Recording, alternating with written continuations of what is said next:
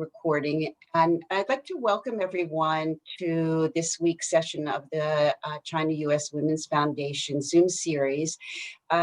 We're so fortunate to have with us today Chunyee Wong Miot and Susan Ning, two financial experts. I'd just like to say a few words. I think we, as Javier pointed out, we're at a really important time, and that's why I'm so happy we're here together and talking about general topics, but also about financial topics, because the Women's Foundation was proud to be a partner with the South China Morning Post China conference this week. And the conversation started between China, US, what can we talk about? Can we be friends? Do we want to be friends? But at least we were talking. So it felt really like that is a milestone. There's so much more to talk about. Biden is the president, and the question is, stimulus. Will he forgive debts? Will he inject money into the economy? How will that impact things like education? How will that impact things like health and wellness? So there's a lot for us to consider, but we strongly believe that part of this conversation has to include a financial side to it. And we've noticed that women tend to say, oh, I don't know about finance, or I don't feel comfortable. But every woman and every friend of a woman needs to encourage women to talk about their finances and to consider the changed realities that we're undergoing now in order for women to thrive. So we're so happy to have Chunyee and Susan here with us to start the conversation. This will be an ongoing conversation in 2021. We want to be thought leaders. We want to help women. So it's the first of many conversations, but to start things off, I'll just tell you a little bit about Chunyee and Susan. Chunyee is passionate about educating individuals and entrepreneurs. She actively participates in corporate and community events to provide financial wellness information. She's a CPA and a member of the American Institute of Certified Public Accountants and New York Society of CPAs. Susan has spent her career in investment banking, corporate finance, and business management. She has held several different positions at Goldman Sachs, Citigroup, and Morgan Stanley. She worked at the New York State Executive Department Division of Budget. So welcome, ladies. I turn the mic over to you, and then after the discussion, we'll open it up for questions. Thank you, Leslie. And I want to take this opportunity to say hi to everyone. I'm very grateful for the opportunity for Leslie and Lisa and Mingy to invite me to be one of the speakers of US-China Women Foundations. So I want to share a little bit about my stories. At the beginning of the pandemic, I have a CPA firm, like everyone else, we have to switch our operation to remote and online. And it was during tax season, because tax season starts January. So it was very, very chaotic, but we thank God to technology and also good staff. So we make the switch and able to serve our clients remotely online throughout the tax season. At that time, there's a lot of new law coming out, loans, grants, PPP, and we had to help clients get through those application hurdles, answer their questions, and also have to take care of the current filing that's going on. So we learned a lot, and we went through a lot with the clients, and I'm just grateful that our business were able to do everything remotely, because we have seen and witnessed a lot of businesses that were not able to do so, and they have to close down, they have to cut down, and suffer tremendous loss. So I'm grateful for my business model. And also, after all the tax season filing done, I find out that there's certain benefit to every challenging time, right? So while working with my clients during this time, via Zoom or other virtual meeting platform, I find out that we don't have to travel. We don't have to spend time traveling to see clients. We don't have to spend time to go to work. We actually save a lot of time just stay in one place and doing different meetings, covering different topics. So I found out that I have more time to do what I always wanted to do, which is education, which is teach people how money works, how to save tax dollars, how to stretch their money, how to plan for the future, how to build wealth when they're working on their business. So my belief is that with proper education and planning in place, my client should all retire with financial freedom, but also tax-free savings, right? There's a way to plan that your retirement could be facing minimal taxes. Since I'm a tax accountant, so that's what I focus on different profession, we focus on different areas. But while working with senior citizens or people who accumulate certain wealth, they don't have to pay taxes at that time, right? But we don't want to pay taxes now either, right? But you have to balance the two. So so during this pandemic time, I met up with Susan. So we partnered together. We start a program. We're hosting 15 to 30 minute Zoom meeting or other virtual meeting with business owners or families or individuals, and just sharing those tax concepts, planning ideas that they can use.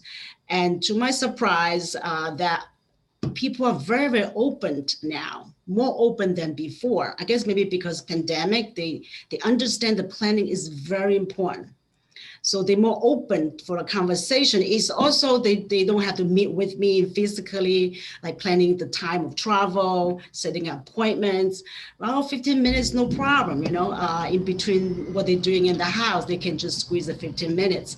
And then our approach really just sharing information and working with Susan. I also realized working as a team with someone is so much more fun than doing everything by yourself.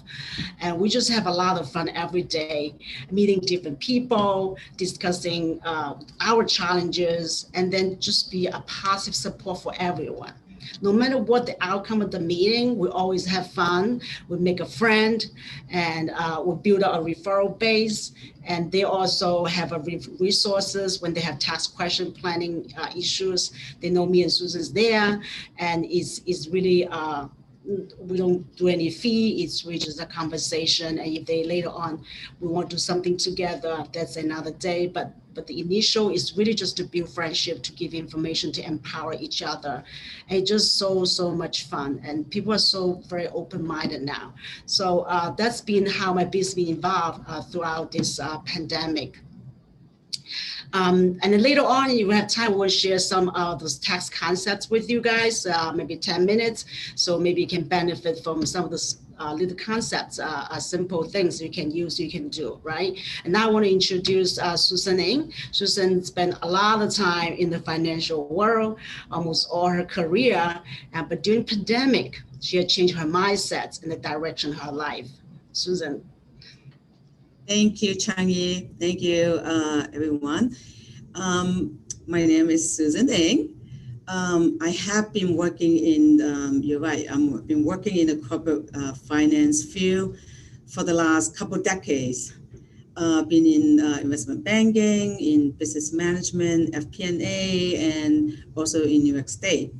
So learning from my experience to really secure a permanent position in the corporate world can be very difficult for women, especially minority women. So I know deep inside me, I need to do something for myself, right?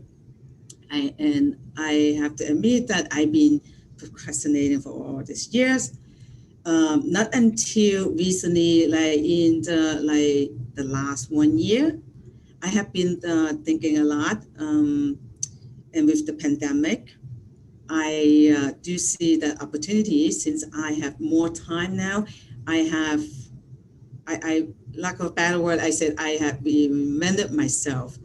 I know what I like to do. So connecting with Chunyee, this really opens up doors to many opportunities, such as connecting with others and learning from each other, right? So now I'm in the business for myself, but not by myself. Being my own boss, I'm able to do things I really enjoy doing. And like Chunyee said, it's much more fun just working with like-minded people and with common goal of really wanted to empower people to financial education. And I'm really thankful for this opportunity. One other thing that I really, that drive me now is, as always, is my children. And I really wanted to do my best every day just to be a good role model for them. So it's never too late to start something new. So what matters is that, is it something that you care about or something that you really passionate about? So I say go for it. And also on the flip side, it's never too late, too early to plan, right, for what you wanted in life, because you decide when and what you like to do, and then you get started. Now, every day I come in, I feel very excited to meet with new people and to share financial strategies. I know being your own boss is it requires a lot of hard work, obviously, but it's really rewarding, especially when you see how you can make a difference. You could like changing people's life, right? So I will later in the presentation, I wanted to share some of the actionable financial strategy with everyone. For now, I wanted to turn this over to Chunyee so she could just share some tax strategy with everyone. Thank you, Susan. So I'm going to share my screen because the PowerPoint is in my computer. Okay. Okay. So we have, okay, anyone see my screen? Let me go slideshow from current slide.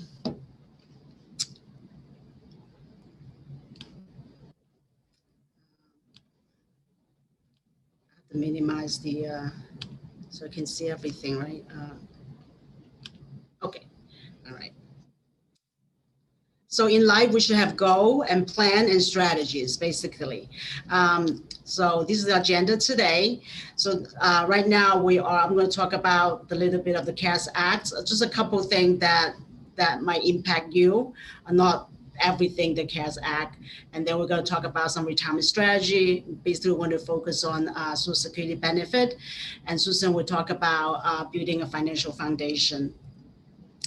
The CARES Act passed in the middle of a pandemic. Is truly just want to help people get through this pandemic, put more money in people's hand. And one thing is that they suspended the RMD, requirement minimum distribution. That is required of retiree that they have to take out their retirement every year to pay their taxes, right? So once you take it out, then you have to pay taxes. So sometimes create a tax burden for certain retirees. So during this pandemic, they actually suspended 2020 on the distribution, and the required minimum distribution for retiree has increased from 70.5 to 72 years old. And this is a big thing. The second big thing that the one biggest thing again about CARES Act is that you can access your retirement income savings up to $100,000. You can access that, and then you can pay the taxes over 3 years. So that's a big deal because most of the time you have to wait to 59.5 to access your retirement income. If you access your retirement income, you have to pay taxes right away. So that also create a tax burden. But right now you can pay a tax over 3 years. So that relieve a lot of taxes during 2020 2020, right? You pay 2021, 22, 23. So you're deferring the tax in over 3 years. So that gives people some breathing room. So that's $100,000. You have to take it out before December 31st. And then when you fill out the form, you have to put in the reason. You have to be under this condition to get that qualified, that your spouse, someone suffered COVID-19, or your job cut hours, or you got laid off, or your business got shut down, or some of your family got COVID. You have to fulfill those requirements, and then you can take the $100,000 out from your retirement and pay tax over 3 years. If you don't want to pay taxes at all, you can use the borrow. You can borrow the borrow features of 401k, and then they also up the amount to 100,000. You're able to borrow from your 401k or retirement or IRA, you can borrow, mainly 401k, up to $100,000 also, or the vested account value with your 401k plan, and then you just pay it back later. So that depends on the 401k plan documents, how you pay it back. But if you borrow, then you don't have to pay the tax, but you're going to pay it back to yourself. But if you don't want to pay it back because you don't think you have the ability to pay back the money, then the previous provision is that you pay the tax over 3 years. All right. So taxes, right?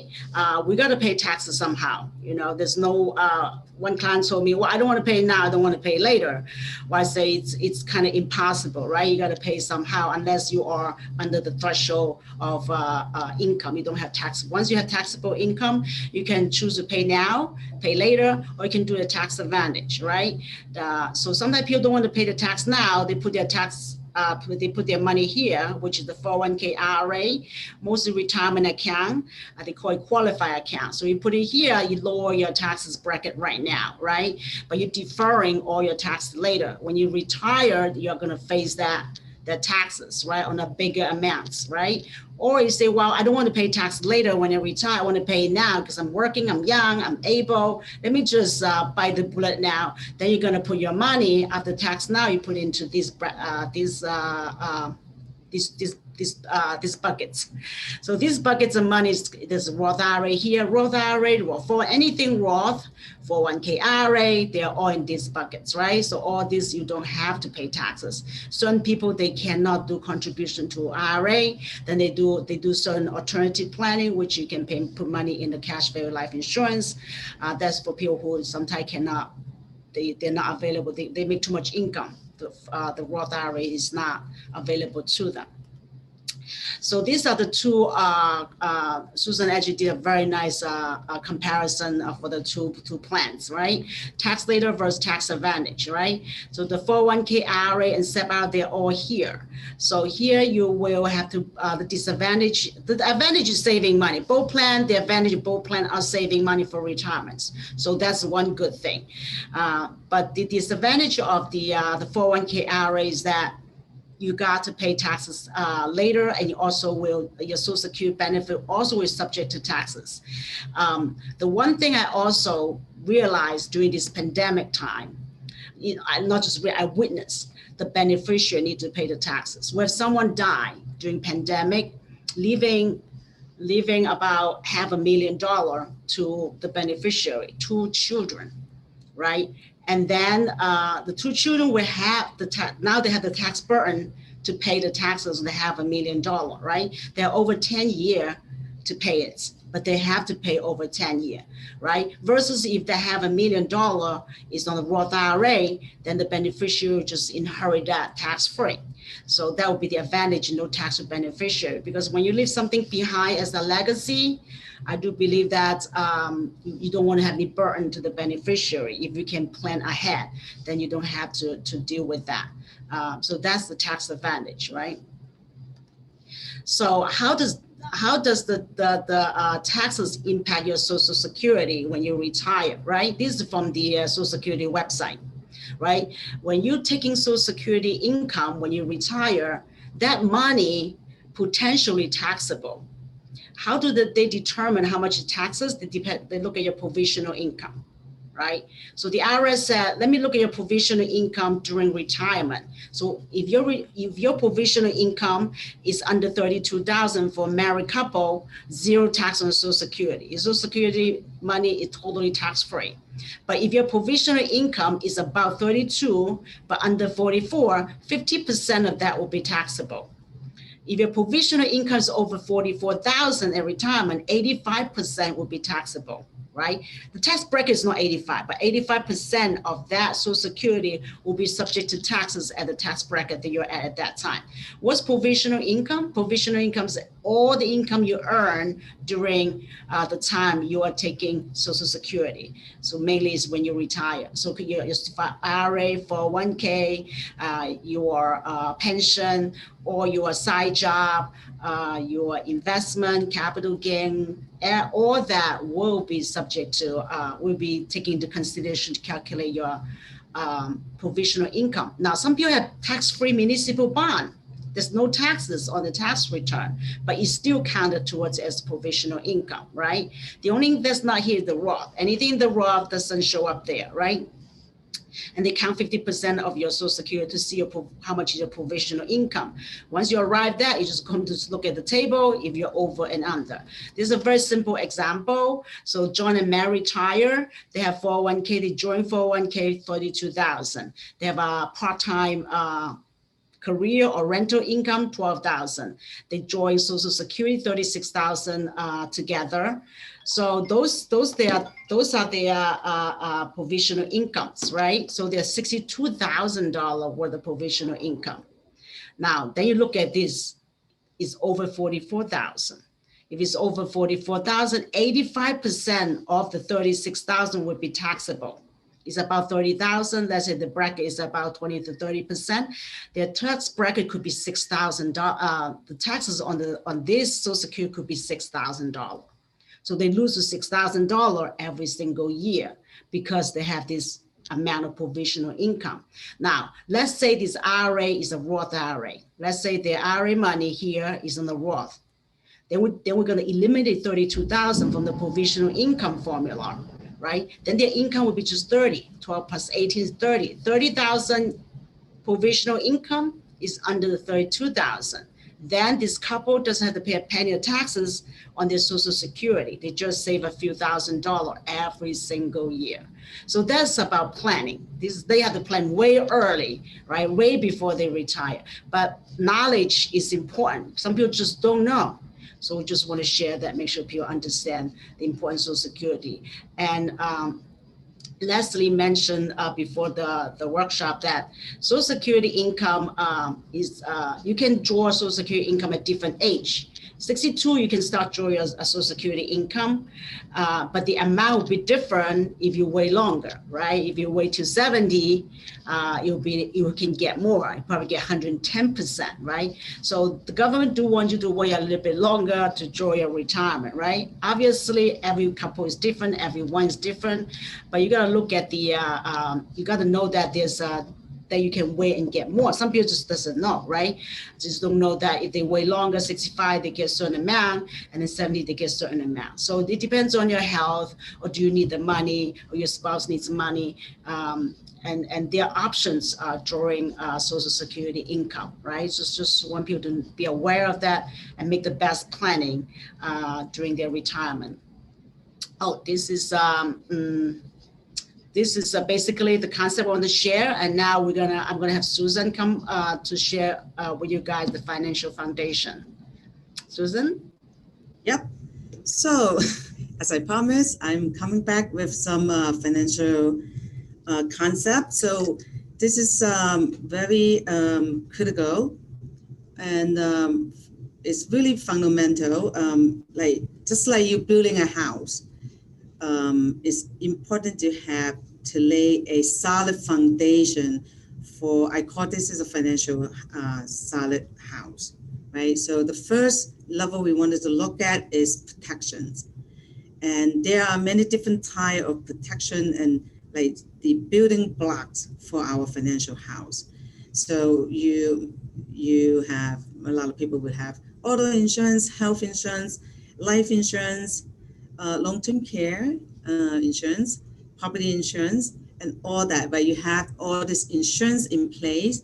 And then also you wanted to have planning for retirement.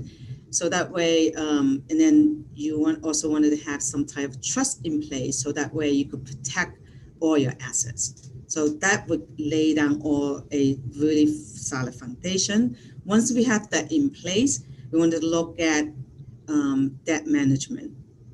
There are there are some good debt, like mortgage, or it can be there are some credit card debt, right? So if we have to be careful how we handle credit card, and nowadays they can charge up to 20%, right? So those are almost like if somebody carry a lot of credit card debt, and it's like a hole in their pocket, right?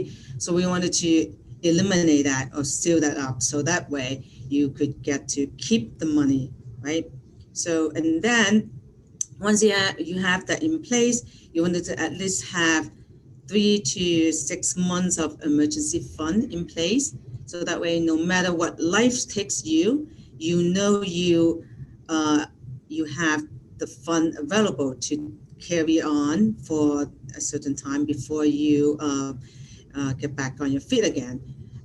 Such as now, where in pandemic, a lot of people might have got laid off, or there are some other people, family might have passed because of the the COVID. So we wanted to have emergency in place, so no matter what life takes you, you're still okay. Now, once we have this in place, we wanted to look at the long term. What are our long term goals, right? Where we wanted to go. It can be different for each individuals. So for parents with newborns, they might want to look into setting up some college fund, so college planning.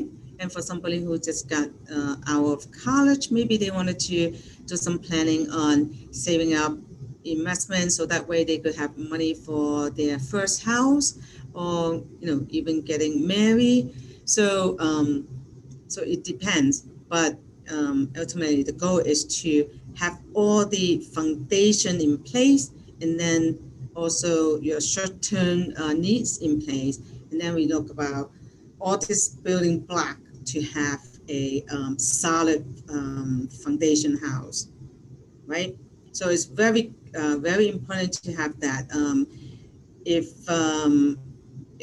things happen, right? So let's say now people got laid off, and that would create a financial stress for this family, let's say. And if something happened to a person, like long-term care, for example, this would again, could collapse the house, right? I'm actually gonna take you to the next slide, that how important to bring attention to long-term care, because right now, based on the research, 70% of the people that older than 65 actually requires some type of long-term care, and if we could see that there's only 8% of people that are older than 55 have long-term care insurance. So there's a big gap there, right? Without proper planning, that would create the stress, financial stress for the family. And then I wanted to show you how expensive life insurance, long-term care insurance can be right now. This is the last research on back in 2017. These are the numbers. You could see that could range from 25K to almost like 100,000 a year, and on average, the individual would need about 4 years of care. So that really adds up, right? So that's just what I wanted to share, bring this to attention, that we wanted to plan ahead for some long-term care planning, because I know we all going to be aged one day. And okay, this is one of the tools that we use to do financial analysis for our clients, and we are happy to share this with you. So basically, the first section is talking about your goal. What I would suggest to actually put some time to, to focus on, think about what you like to achieve in life, right? And then look at where you are today and where you, what do you have now and how you could close the gap, right? And we normally would be able to provide options and some strategy to how to achieve your goal. So Chunyee and I are very supportive of the China U.S. Women's Foundation. So as a giving back to this community, we will be we definitely can provide a complimentary session with anyone who is interested in knowing more options about how they could achieve their goal. And I know, like for me, I know like one of my goals is to, my retirement, to retire, financial fee, don't have to worry about money, and spend more time with my family and friends, travel all around the world. And I know I had a plan in place for me and my family, right? And I know that I will create a legacy for my family and my children and my grandchildren. And so I will be happy to share, my, and then how we have options for you as well. So, so I encourage everybody to do something, just start doing, take actions and start today. And okay, I will turn that over to Chunyee. Oh, thank you. So this is my favorite bill, $100 bill. And this Benjamin Franklin said, if you fail to plan, you are planning to fail. So it just do something, like Susan said, right? But the earlier you start, the more you save, right? However you save, there's no right or wrong. We all save differently, but just start saving, right? So those are information, right? We're open for Q&A, or Leslie, you have some comment and add on. Yeah. So, of course, thank you so much, Chunyee and Susan. It's fascinating. You are preaching to the converted here. We, are at a certain age, a lot of us, who know the importance of having savings, or, that one will get older. But what about young people who really, they're trying to educate themselves, they're trying to do things? How do you get them to consider that part of their vocabulary, that it's cool to talk about these things, like you talk about sports or health? Well, Leslie, the millennial are the group that's very well educated. They know everything. Everything's on their phone, and they look up everything. So they're very well aware of the importance of saving money.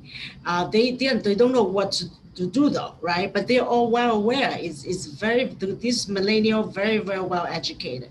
So our conversation is really show them, if they save $100 today, what's going to be in 30 years. And really surprise them. And then when they see that, they will do something.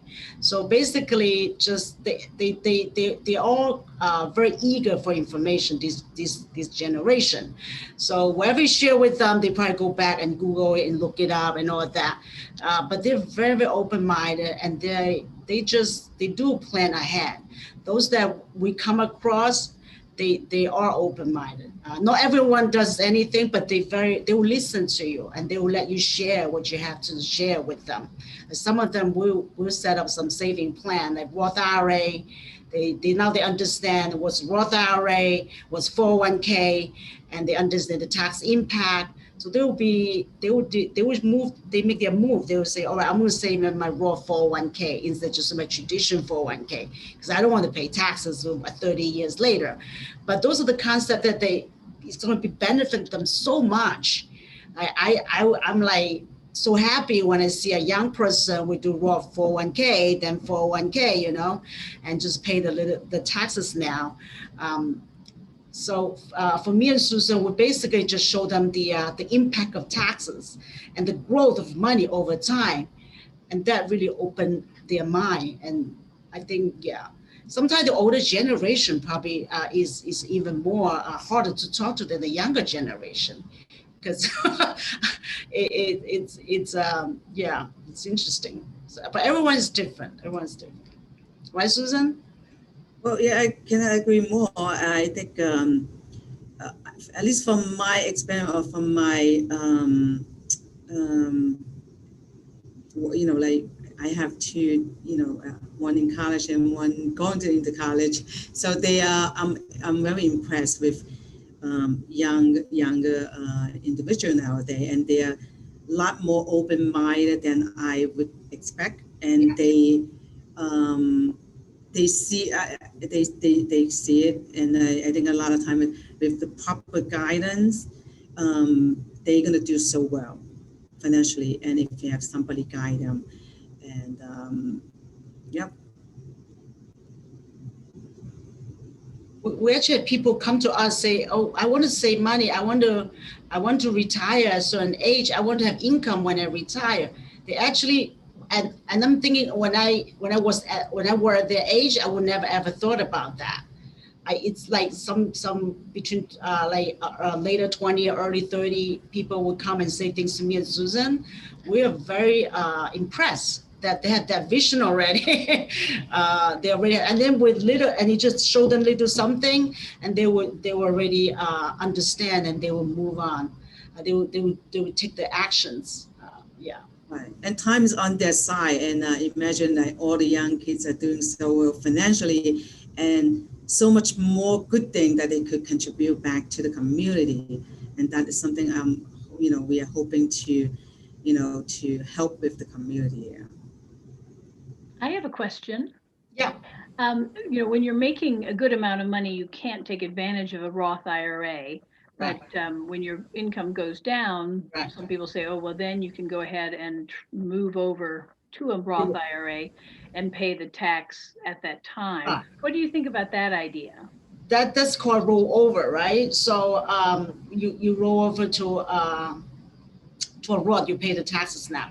It depends on the time, right? Number one, you gotta have money to pay the taxes. So some people roll it and they forgot that they have saved money for the taxes, and when you come to tax time, they don't have money for the tax. So first thing before you roll it, you gotta make sure the money's there. You cannot take money from the roll. If I 100,000, I want to roll it, I'm gonna I roll $100,000 into the Roth, but I gotta make sure I save like $20,000 or $30,000 somewhere else to pay the taxes when tax time comes, right? Because you cannot reduce the rollover and then take the money out. That become taxable. So number one thing is make sure you have money to pay tax. Second thing is the time. How long the Roth's gonna there? If you're gonna use the money next year, 2 year, and 3 year, probably doesn't make much sense, right? Because then you're gonna pay the tax. You're paying a bunch of tax now. Your bracket's so high, you pay a lot of taxes right now, and then later on you don't have time to enjoy the benefit. So the longer time away from your retirement, the better to roll. Or people say this is the year that they're going to roll because this is the year the income bracket is low. This is a very good reason to roll because your tax bracket is actually lower now because they lost their job, they only work part-time, or the spouse lost their job. So if you are in those group of people, it's a great way to consider rolling over this year. And I tell people they can roll over in 2 segments. Now they roll over some this year before December 31st, then you pay tax in 2021. And they roll over some in January 1st, 2021, you pay that in 2022. And you have a whole year to save money for the taxes. But your money start Roth January 2nd, let's say. January 2nd, January 3rd, your money start Roth accumulating, right? But the tax dollar is not due until the year after April 15. So they give you enough time to plan for those rollovers. For young people, if they have money in the 401k, if the company allowed them or they get laid off, then they can definitely take advantage of this rolling over in 2 years, part here and part 2021. Interesting. Thank you. I have a question actually about the provisional income you were talking about. Yeah. Determining pensions and Social Security. Who determines that, and at what point in your retirement is that determined, and by whom? The IRS? The government the provisional income is all the income you earn during your retirement, right? So you got W-2, you got 1099, you got, dividend gain. Those contribute as provisional income, right, Jeremy? Right. So, and this show on your tax returns. Mm-hmm. Is that your question? Yeah, it really comes due, or you become aware of it at tax time, is what you're saying, right? But you can plan. You can plan. Everything there's room to plan, because if I retire, I already know. You mean at this time before I don't know what my provisional income? You're right. Right. I don't know. But what I tell people is that if I put everything in the Roth, I don't have to worry much about my provisional income. It's going to be very low, right? But if you always have some income, then your provisional income is going to be high. Like I told Susan, right? We're going to always have income, even when you're doing our retirement. We're self-employed. We talk about planning. We probably going to talk about planning to 100 years old. So we always have provisional income. So those probably not for us, but for people who just have want to work to 65 and don't work anymore and retire and just live off their retirement, then they should try to plan that to avoid. You can avoid paying or minimize their provisional income. Whatever it is, they want to minimize it, right? Right. So right. So if the biggest income in retirement mostly is your 401k, your IRA, right?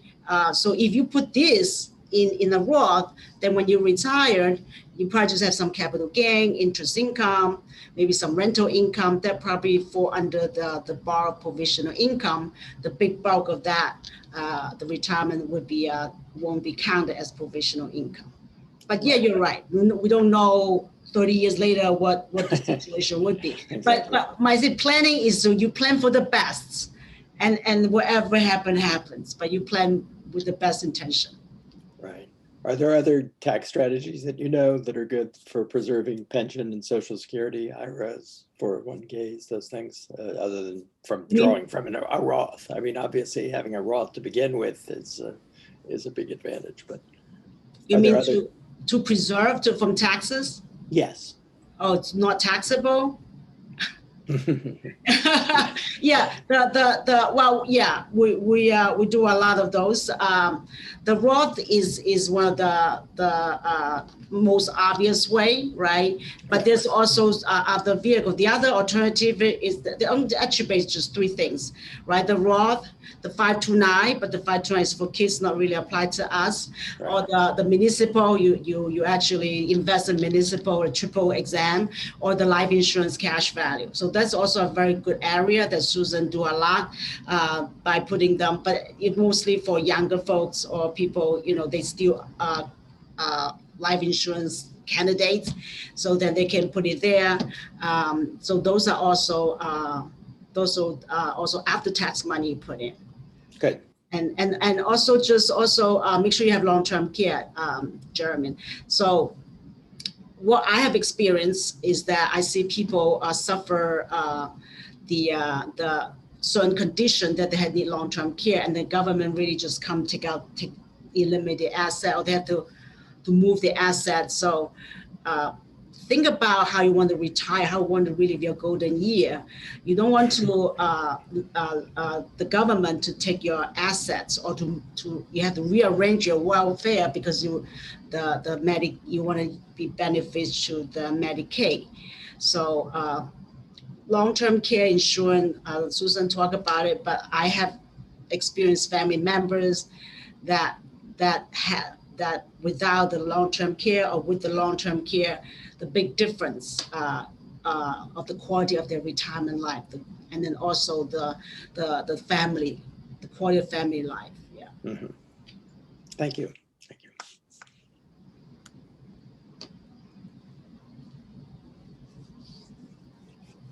So Chunyee, are you telling people to look out for anything with like Biden coming in and probably stimulus being more on offer next year? Is there something we should be watching for as the new administration steps up?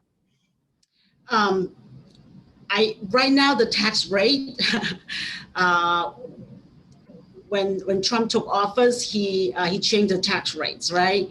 He changed the tax rates, and then the tax rate right now is actually one of the lowest right now. The tax bracket, the highest 37%. So he dropped the brackets, so everyone pay less taxes, and this tax bracket will revert to the old one at the end of 2025.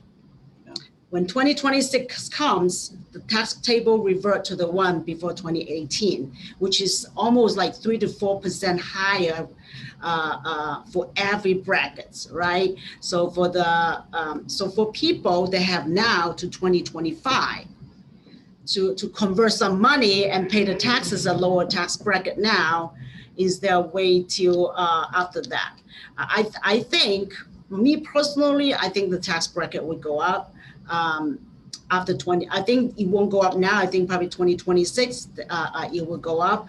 Right now, pandemic time, you can't. I don't think they would increase taxes. So they probably keep the current rate the way it is until 2025 and 2026. When this law sunsets, then they're going to revert to the old one. That's for sure. But they probably increase it. Certain brackets, not every bracket, but maybe certain bracket, like the high income bracket, is probably going to go up, right? So the advice is that you're going to save money in the area that can lower your tax. Like business owner, you have more room to save taxes because you can deduct business related expenses, or save your retirement. Really save your retirement in the area that's put it after tax money in. I really believe that when I retire, I should have not worry. I don't have to worry about taxes as long as much as I can control, right? So save money in the area. There are a few options you can do to save money in those putting after tax money in. So when you retire, you don't have to pay taxes. Otherwise, wherever you earn, if you're just employee, you have not much room to move. You just have to pay tax on your W-2 income, and it depends on what the tax bracket is.